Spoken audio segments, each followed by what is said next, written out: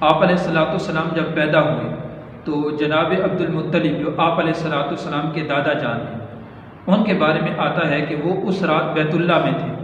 اور وہ فرماتے ہیں کہ میں نے دیکھا کہ بت بیت اللہ کے اندر بھی مشرکین نے بت رکھے ہوئے تھے، یعنی بخاری شریف کی ایک روایت کے مطابق 360 بت وہاں رکھے ہوئے تھے۔ جناب عبد المطلب فرماتے ہیں کہ میں اس وقت بیت اللہ کے اندر تھا، اور جب آپ علیہ السلام کی پیدائش ہوئی تو میں نے دیکھا کہ وہ بت اوندے منہ گر گئے۔ کعبے کی دیوار سے آواز آئی، ولد المصطفی المختار، یعنی چنا ہوا اور پسند کی ہوئی شخصیت وہ پیدا ہو چکی ہے، یعنی وہ شخصیت جس کے ذریعے اللہ رب العزت اس کعبے کو، اس بیت اللہ کو بتوں کے سے پاک کر دے گا، اور اس نبی کے ذریعے اللہ رب العزت کفر کو مٹا دے گا۔ یہ ایسی اللہ رب العزت نے بتوں کو بھی، یعنی بتوں سے بھی آواز، بتوں کو بھی اوندے منہ گرا دیا، اور دیوار، کعبے کی دیوار سے یہ آواز آئی۔ اسی طرح کا ایک اور واقعہ ملتا ہے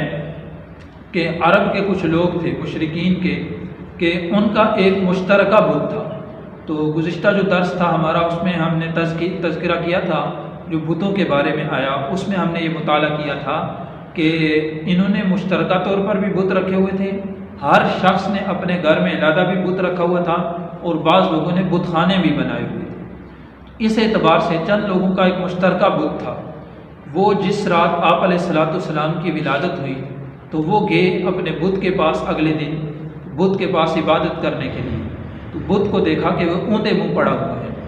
انہوں نے اس کو محسوس نہیں کیا،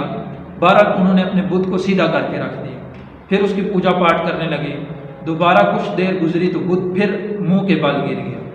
دوبارہ پھر سیدھا کیا، تیسری مرتبہ پھر ایسا ہی ماجرا ہوا کہ وہ بت اوندے منہ گر گیا۔ تو اس وقت ان میں سے ایک شخص نے کہا کہ یہ ایسا نہیں ہے، ظاہر یہ ہوتا ہے کہ کوئی عجیب واقعہ پیش آیا ہے۔